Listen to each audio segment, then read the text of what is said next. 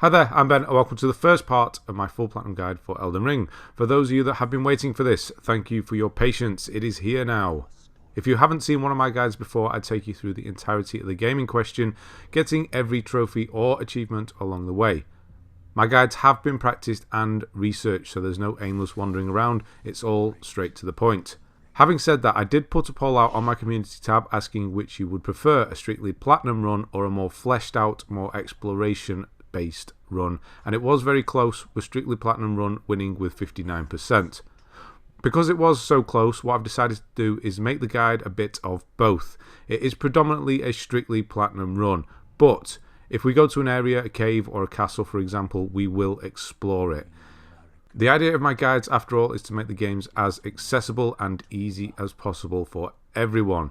So the extra little bit of exploration will mean we aren't underpowered going into the late game. Quite the opposite. With the bit of exploration we'll be doing, we'll probably still be skipping about 50% of the game. There's a lot to see and do, but a lot of it really isn't necessary for the platinum. Having not recorded the full guide yet, I'm not sure how many videos this one's going to be, but I expect it to take us between 25 and 30 hours to get the platinum. So the number of videos will be around that too, maybe slightly over. Now if you're brand new to Elden Ring or Souls in general, then I would recommend you watch my beginner's guide that I did a while back first. It's linked below. You don't need to follow it, just watch it. I go into detail with the stats side of things and give you a better understanding of how the game works and what's actually going on underneath. Once you watch that, come back here. Doing it this way means I don't have to repeat myself and means we can just get on with the platinum run from the start. Of course I'll be here the whole time giving you tips and explaining things anyway, but I don't need to do the whole beginner's tutorial again. Now when it comes to the platinum for this game, we can do it in a single playthrough. This does require that we have a way of making backup saves so that we can get 3 endings at once. So make sure you have PS Plus, PlayStation Plus or a USB stick handy for backing up. We won't be doing this until the final video though, so you've got plenty of time to go and get one or figure something out. There isn't too much of the game that is missable when it comes to trophies, but the things that are highly missable. This mainly comes down to setting up 2 of the 3 endings. One of the endings you'll just get naturally, finding one of the legendary weapons, and defeating an optional boss. For that reason, please listen to the commentary as you go. I'll be giving you plenty of warning when we are coming up to a part where we're setting something up, but we'll be weaving in between the different setups rather than doing one then doing the other kind of thing. We'll just be doing them as we come across them. This is going to save time. The trophy list itself is actually pretty straightforward, mainly defeating bosses, getting the 3 endings and collecting most of the legendary weapons, spells, talismans and spirit ashes. That's it really. For those of you that have gone through the horrendous farming of previous games, I'm looking at you Dark Souls 3, you'll be happy to know that covenants aren't a thing in this game, so no farming for items needed. Hell, you don't even need to farm for runes for leveling, will be more than strong enough at all parts of the game. Right, I think that's enough with regards to setup, so let's get on with it. Right, Elden Ring. So I'm not going to do the character creation or anything like, well, I'm going to do character creation. I'm not going to go through the whole thing. We're going to choose the one that I'm going to use. We're going to be using magic. It's the easiest way to get through this game as quickly as possible. There are going to be some settings you're going to want to potentially change as well. I'm just going to adjust the brightness. Invert Y because that's the correct thing to do. And then there's also one I do change in-game later on. If you want to play offline, I'll explain about that shortly. So yeah, when you start, you can go into the character customization, the options. First, you want to choose a starting class. If you don't know about the classes, then go and check out that beginner's guide in the description. I explain all about the classes and the stats there. We're going to be going with Astrologer. That is magic. It's the best kind of magic starting one, so that's what we're going to go with. And yeah, we're just going to build on it from there. You aren't restricted to having to choose astrology. If you don't want to do magic, you want to go strength or you want to go dex or whatever, you can. You don't need to follow me in that regard. There's no trophies tied to it. It's just that it makes it easier. Shout out to John. You know who you are. And yeah, then the only other thing is make sure the keepsake that you get is the golden seed. It's the best one of the list here, really, for what we're doing anyway. Gives us an extra use of the Estus Flask. I'm going to keep calling it that. The tiers. So when you start, you're going to be in this room here. This is right from the cutscene we were watching earlier on. So I'm just going to change it to play offline here in the settings as well. If you want to play online, that's completely up to you, but I'm not going to be doing that at all. So here's a Tarnished Wizened finger. Just pick that up. That just allows you to leave the white messages you'll see all over the floor. Now, you're not going to see any of those on mine because I'm going to be doing, like you can see the blood stain, that's where somebody's died. There's one of the white messages. I'm going to switch off to online later on, well, very shortly actually. But there's nothing to find in here, so don't worry, we're just going to run through and get killed by this boss. We do it on purpose, we're supposed to, that's what we're going to do. Yeah, the reason I'm playing offline is that I don't get invaded. If you don't want to get invaded, or you don't want to see the messages and all the bloodstains and shadows and spirits and things everywhere from other players, then go offline. The only reason you would want to play online is if you have a friend that's going to be helping you out, or you just want to get summon some friends in, or just a random player in to help you with bosses, then you can do that.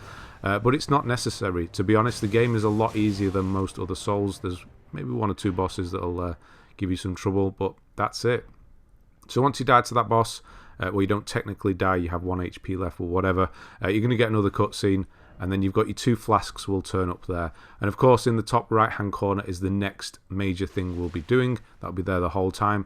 I don't put random pickups there, just the ones that are guaranteed. So I'm just switching my loadout here. I always have the sword in the right hand and my staff magic in the left hand, and that's how we're going to keep it.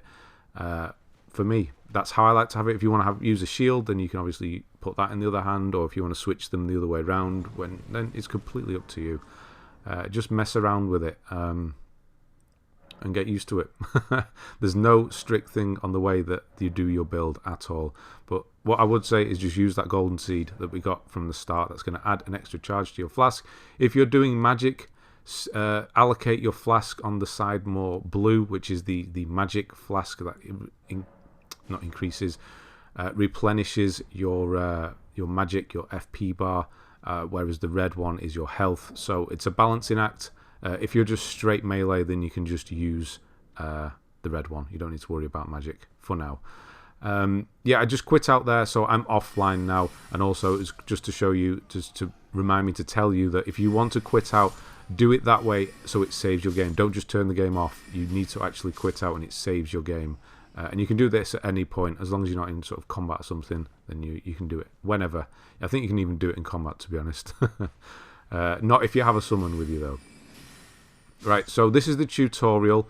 Like I said, if you want that tutorial, if you want that beginner's video, go and watch that. I go through all of this and explain all the little nuances with regards to combat that's happening in this tutorial. I've turned the tutorials off. We're only going through this so we can get some runes or souls, and yeah, if you want to go through this properly with the whole tutorial, learn how to parry and things like that, then you're going to want to do that the proper way. But I'm not. I'm just going to run through here, showing you where it is basically, and getting a few runes. It's going to take me a while not to say souls, that's for sure. Souls, Estus Flask, Bonfire. I'm sure I'll be saying it all along the way.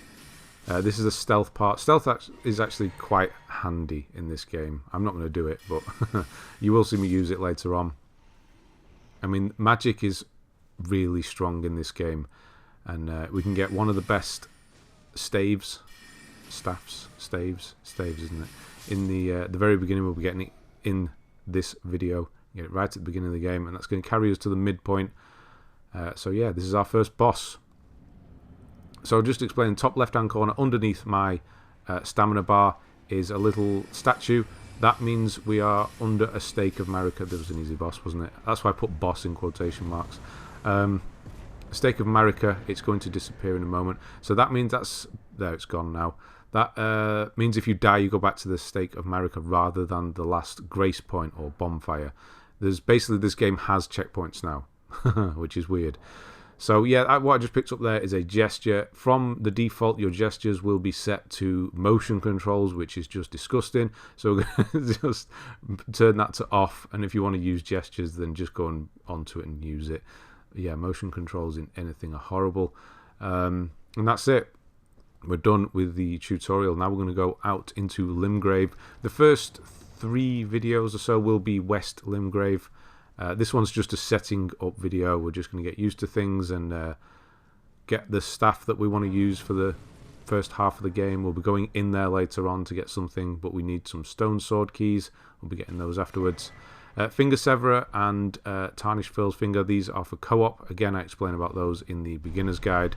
The Severer severs ties with a co-op partner, and the other one is for summoning co-op partners. And yeah, we'll get the small golden effigy in a moment. That is another co-op thing. I won't be using co-op at all because I can't guarantee that you're going to get a partner or the same partner, you know. So this whole guide is offline, so it's future-proof as well. So 10, 15 years down the line, if anybody's still using this, put a comment. Actually, that'd be pretty cool. Yeah, they can still use it, and even if the servers are turned off. So sit at that grace point, and then we're just going to grab this small golden effigy. So if you are doing the whole summoning, that's what you would use there. I'm not just scratching my ass there for fun.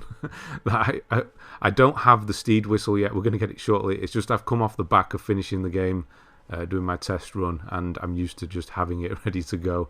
So I don't have it yet, so that's why I did that. Rune Fragment, don't need to bother with that. It's a crafting item. Now, there was a little skull there that I hit. That's not guaranteed to be there for you, but if you see a little skull, I'll show you another one in a minute. You're going to see them. They just randomly appear on the floor. If you see them, hit them. You'll get a very small rune, the smallest one that gives you 200. It's handy, I suppose, in early game, but that's about where you would use them. So yeah, run to this Church of Ella now, grab this smithing stone. This is smithing stone 1, so that doesn't mean one of them. We are only getting one of them, but it is strength 1. Now here's where you would upgrade weapons. We won't be doing that to start with because we don't need to, especially our staff. It can't be upgraded, the one we're getting shortly. So we're not going to be doing that. We're just collecting smithing stones at this point.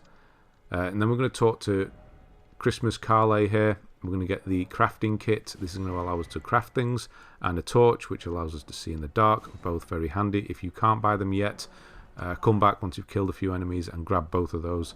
The crafting kit we don't use as much because you don't really craft that much, to be honest. I don't. And yeah, I'm just equipping my torch into my sword hand so I can quickly just switch when we go into a dark area using the right D-pad. And then I'm just going to ignore him for a bit longer. We will be killing him at the end, but I'm just going to grab this golden rune 2. So the bracketed 2 there is the strength that goes for smithing stones and somber smithing stones. Rather than the quantity, it's the strength of it. Here's another one of those skulls. You'll see them just randomly on the floor with the eyes like that. Just hit it. You can't lock on. Just hit it, and you get a rune, a 1 strength, 200. Not the handiest, but hey, why not? Now we're going to just make our way up here. I will be bringing the map up. There's no map yet because we haven't picked one up. But I will as we kind of go, so you know where I am at all times. I mean, I'm not skipping anything, so you can't lose me. You can always rewind in the video, but I will bring up the map so you know exactly where I'm doing certain things, because this game is huge. Yeah, it's big, and then it gets bigger, and then it gets even bigger. So that's a random drop there. This is just the fruits and things like that you're going to see. You'll often see acquire materials turn up on the bottom of the screen when you're near something. Just pick everything up that you find. There's no reason not to pick everything up. No weight limits or anything like that, so don't worry. Just pick everything up. Heading to another grace point here. This is where we're going to get the Spectral Steed and meet Melina, who is going to be our finger maiden. Allow us to level up, basically. So if you touch this grace point to light it, and then sit at it, then Melina is going to appear and offer you an accord. I'm going to skip the cutscene because we don't need to see that. Obviously, you might want to watch it. I will skip through all text and cutscenes because you just don't need to see it. So there's no point. But what I will leave is when certain things happen. So accept her accord, and then just carry on with a bit more of the conversation, and then she's going to give you a ring. This is a Spectral Steed whistle. Or it's not ring, sorry, it's a whistle. It looks like a ring. And this allows you to summon a mount, Torrent. So with all NPCs that you speak to, always exhaust their dialogue. It's a bit different with Melina because she just has set ones and then disappears. And then, yeah, I'm just going to go here to show you this is where we will level up in the future. We don't have many runes at the moment, but this is the whole screen. Again, if you need to know all about these stats, check that that beginner's guide video, and I'll explain all the stats there. Right, she's gone. We will go and clear this camp now. We're not going to clear every camp we come across, not by a long shot, but this one we will do because there's some stuff here that we need. So we're just going to kill up that. So it does happen as they get up. There is a bit of a delay on some of them. So yeah, I wanted to kill him before because he's got a great shield. Yeah, so go for the backstab on the first guy. So what I'm doing here, if you can just see on the right hand side, I'm equipping to the pouch the Spectral Steed whistle. Now I always have it in the right D-pad. We don't need this Memory of Grace. That goes back to the last grace you were at and loses all your runes. We don't need that. I don't ever use that. So yeah, if you hold triangle now, you can do right on the D-pad, and that will now bring up your steed. That's why I was scratching my arse before, because I thought I had the whistle, but I didn't have it in my pocket. Along a Lordsworn Greatsword here, I won't use that. We can't use that. It's a strength weapon, and we won't have enough strength to use it. Get rid of this guy here. He's got a trumpet that will awaken all the other soldiers in this place, and there are a lot more than you'd think. Yeah, so get rid of him. He's the only one that does have one. And then pick up this map here. I'm just going to hide in this bush and show you. So yeah, you bring up the map, and that's all we have so far. That's where our trail we've sort of been. And yeah, it looks like we've got quite a lot here. But I would, what's that, like 5% of the map? If that. Oh, it's ridiculous. Yeah, so what we'll do is completely clear this. It's going to get us some runes and things like that. Like I said, we're not doing everything, but what we are doing, we will explore it, especially in the early game, because that gives us a good start on leveling and things like that. And then with regards to the last part of the game, we'll just be running through certain points because we don't want to fight the enemies, because there is a bit of a spike towards the end with certain enemies, a bit nasty. So yeah, we will be skipping things. We don't have to do everything. It's not like the Dark Souls or anything like that. You don't have to fight everything, which is good. Got a random drop here, Godrick. So when you kill an enemy, if you see a blue sort of explosion come from off them, that means they have dropped or will drop an item. You'll see it in a moment. I'll point it out when the next one does it. Flail there, another weapon. If you ever see one of those carts, go and look around the back. There'll be a chest, and you can get a weapon or something out of it. It's always the same for everybody. We'll just get rid of this guy here. And then I'm going to use a bit of stealth here. This guy's a pain in the ass. Now, because we're using magic, these ones with the big shield are real pain. But we will get a spell that makes them very simple later on, because it attacks from behind rather than the front. You'll see at that moment I have a golden aura around me. And that's because the tree has got this sort of yellow stuff. You can see it floating through the sky. That's given us a buff at the moment. Our drop rate has gone up. So whenever this happens and the trees kind of leaves are falling, whatever they are, petals are falling, you can see it in the top corner there next to the stake of Marika underneath my endurance, my stamina. There's a little picture of a crow's foot. That's what it is. It means we're getting extra item drops for a while until it stops doing that. Yeah, so you can see these guys are a pain. They dodge, and yeah, I need to drink some more Esters. I will keep calling it that. That was no drop on him then. It did look like a bit of an explosion, but there wasn't. A few more yet. So yeah, this is the trees kind of dropping all this stuff, and that's what that is, if you were wondering.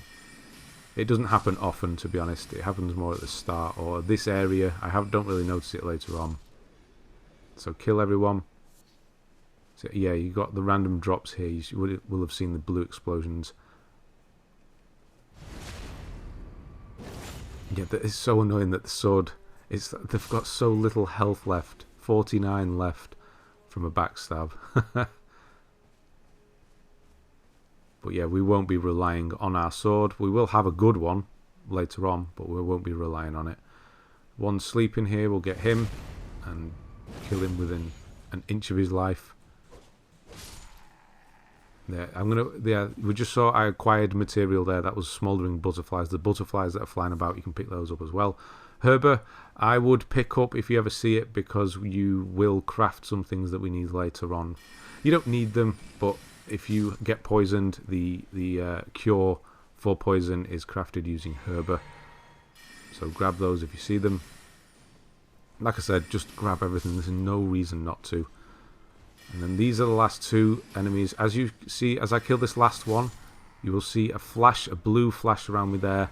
That means all of my tears, my Estus flasks, have been filled up again. This happens whenever you kill a group of enemies or get rid of a camp. All the enemies in a certain area get killed, then you get your flask back, which is really good. It only happens in open world though. It doesn't happen in the castles or the dungeons or anything like that. Only when you're running about. It's so you don't have to keep going back to a grace point. You can just keep going, which is a really good design thing, really.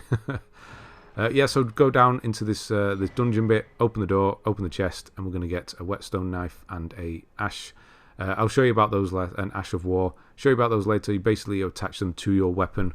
We're going to get one in the second video that we will use, but right now we're not. So yeah, I just use triangle and right on the D-pad to summon Torrent. I'll go for a little ride, and then I just do L3 to jump off him to make him disappear.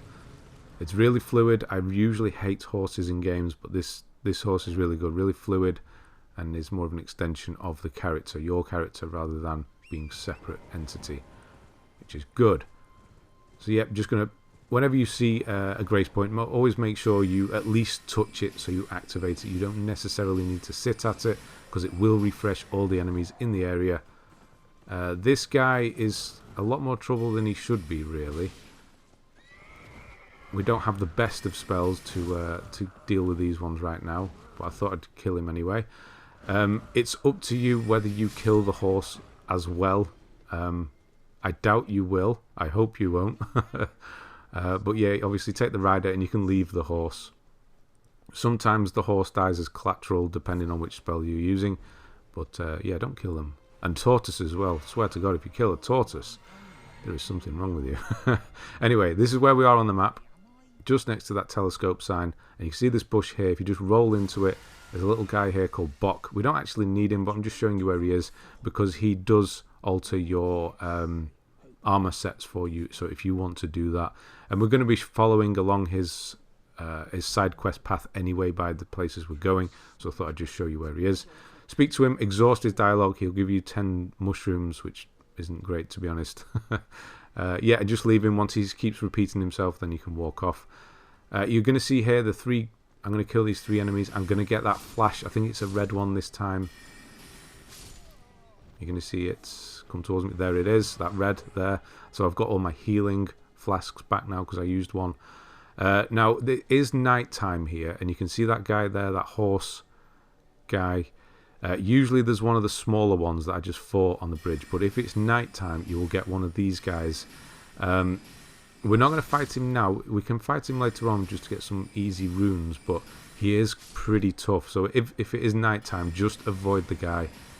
We'll come back to him. It is a mini boss, and he's not the easiest, so we will come back. Maybe if we come back this way, we'll kill him.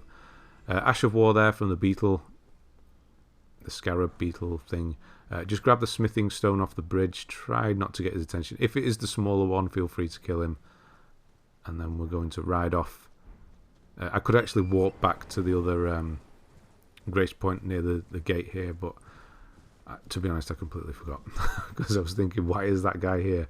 And then I remembered it's in the night. Trying not to get attacked. So yeah, if he does notice you, don't worry about having to fight him. Just ride off. And then once you get a certain distance, he'll de-aggro. That's the same with all enemies. So even boss fights, if you can escape the boss fight, you don't have to fight them. And then we're just going to go and get a golden seed. Pop another grace point that we can use later on. I'm just going to hit him as we go past, because why not? Now there is going to be a giant that drops down. You can just see him above at the top. He's going to drop down. You don't need to grab this item. It's just a lump of flesh. You don't need it for anything. So yeah, you can see he just dropped down, but just ignore him. Ride up through here, up the path. Some herb there, so I do go back for that. Those materials can be farmed. The herb and any random material you see around, just go and sit at a grace point and they will refresh. And you can go and grab them again. Yeah, you'll see it's just a habit. I have to pick everything up. So yeah, golden seed, this is important, so do pick this up. This means we can add another charge to our flask and get another usage out of it, which we will do shortly. That's where we were on the map. If you stay to the right here, you will not aggro some wolves that will drop down, some wind wolves. If you go slightly to the right here, you won't get that. And then up here, and there's another grace point. So we'll use that. So we'll come back here later on using that.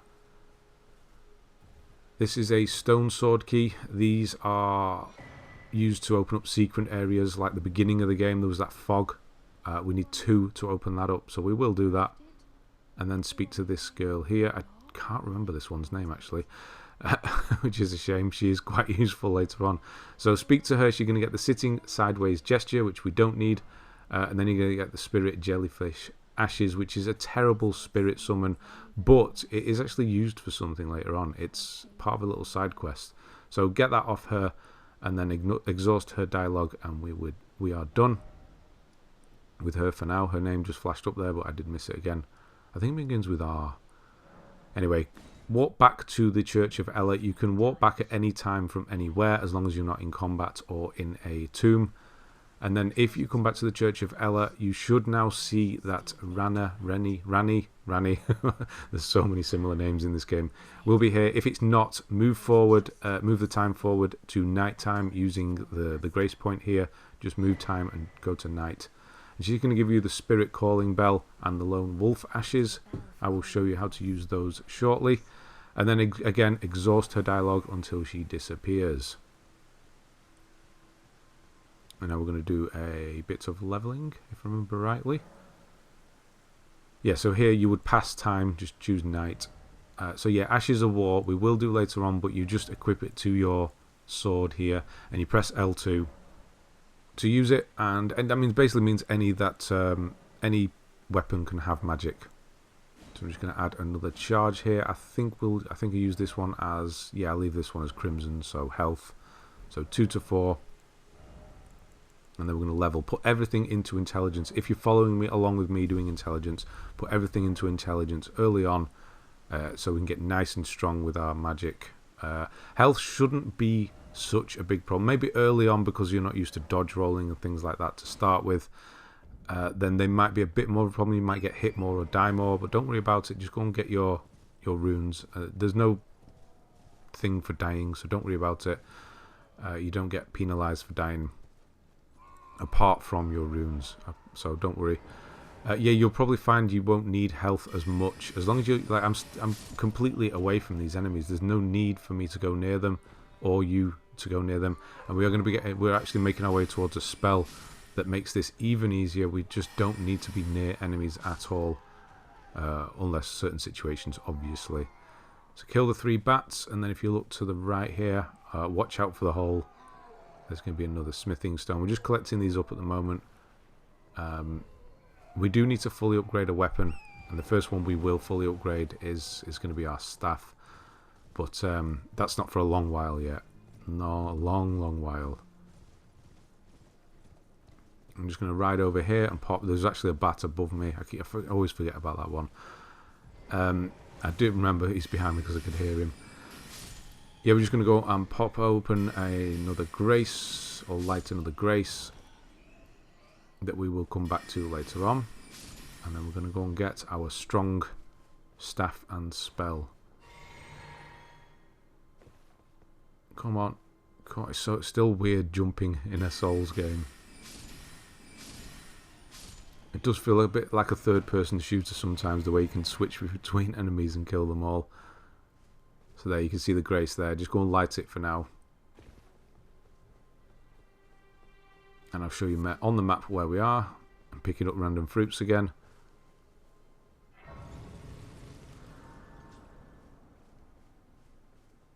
I thought I showed you. Yeah, I do show you. Yeah, here. So we're just south of the lake.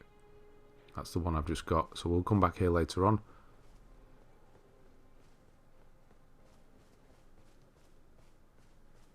If you were wondering, I am playing this on the PS4, but on the PS4 version on the PS5. And the reason for that is so I can have backup saves without having PlayStation Plus. But it does look and run just as well, if not better. It runs better, I would say. Maybe obviously doesn't look as well.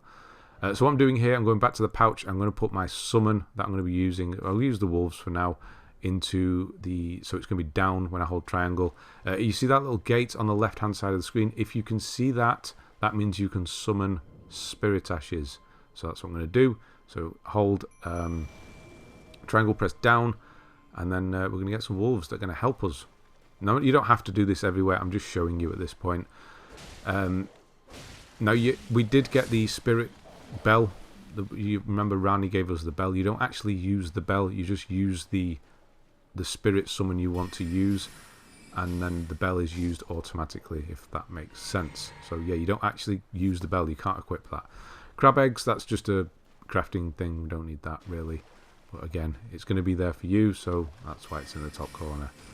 Some rats. There are dogs everywhere here as well. So yeah, the wolves are kind of... I was just thinking, they're kind of useless. Not done anything yet. They're supposed to be protecting me. So Stonesword Key, that's the 2 that we need to get into that secret area at the start. There's always handy. Always make sure, especially with merchants, buy the Stonesword Keys. They are always handy. And then we're going to clear this place out as well. There are more dogs here, so do watch out. Hopefully your wolves help you out a bit more than mine. You can always use the jellyfish if you want, but I find that the wolves are actually quite good.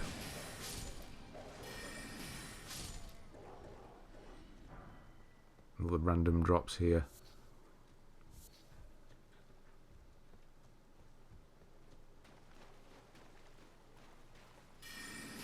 So you can tell another reason that the that sort of explosion that means you get your flasks back is a good thing, is that you know that there is still enemies in the area. So I know that this guy is still around because I haven't got that there. Now I've got it. The blue and the red is trailing me. That means all the enemies are dead in the area, which is probably better than having the flask, to be honest. He knows you're safe. It means you're safe to run around. So pick up all the random crap that gets dropped that you'll never ever use. I don't know why. I just have to go and pick everything up. So yeah, we're going to get the Twinblade weapon now. The Twinblades are good. I do like them, but it does mean we'd have to invest quite a few points in strength and dex. Now this, if you want to use them, is viable. You don't have to follow, like I said, you don't have to follow along exactly. If you want to put some points into dex and strength just so you can use a Twinblade or whatever weapon you want, go for it. But if you're following along exactly, I will be doing pretty much intelligence for quite a while. So yeah, you can see there the red numbers, strength and dex there is a lot higher than we have. But it is decent, so I just thought I'd show you in case you wanted to use it. And now we're going to go to a late game, well not late game, mid game area. Kaled, it's horrible, and yeah, we're just going getting a staff that's a lot better than the one that we have. But there's going to be a lot of running and not much fighting. Some rats in here. The dogs still aren't doing anything, are they? I don't know why I bothered. The wolves even.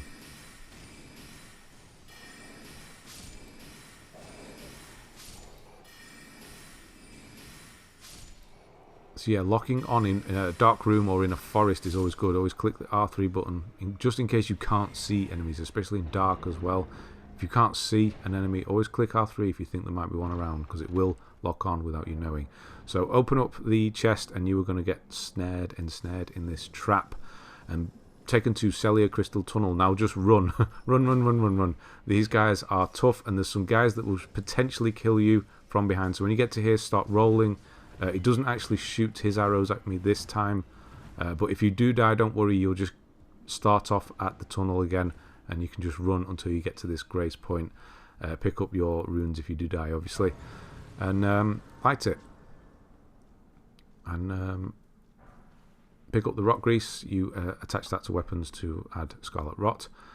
And then make sure you do sit at this grace point. Whenever you get trapped in one of these chests, you need to sit at a grace point to release yourself, to be able to release yourself. That sounded weird. This is where we are on the map, by the way, miles away. To be able to teleport again, you need to have sat at a grace point. That's what I mean, to release yourself from the spell of the trap. Now, one thing I didn't get here that I did remember afterwards, if you just go to the left slightly and follow the to the lake, here, just down there, you're going to find a dog. It's a bit tough, but there is also a really good summon there. I may come back and get it at the beginning of the next video because I did forget about it. I don't usually use it, but I did remember it's there. If you want to go and get that, it's a good spirit summon. If not, then just follow the edge of the lake, like I'm doing here. Now, this stuff that you can see on the left is extremely dangerous. This water, I call it water, it's not. It will kill you pretty quickly, but Torrent does not take anything from it. So if you ever want to go through any poison swamps or anything like that, if you're able to summon Torrent, do so, and then you will be fine. Once you get to this part, jump off. So when you start seeing the ruins, jump off and then run down these stairs and open up the chest. And this is Rock Sling. This is it's so bad in some ways, but it's really good in other ways. I love the spell, and I will be using it all the way through the game, along with other spells, of course. But it's so good, especially its distance, and it knocks enemies down a lot. So it's really good in those aspects. It is quite slow to cast, but I mean, like I said, you can cast it from such a distance away that it doesn't even matter how that it's slow.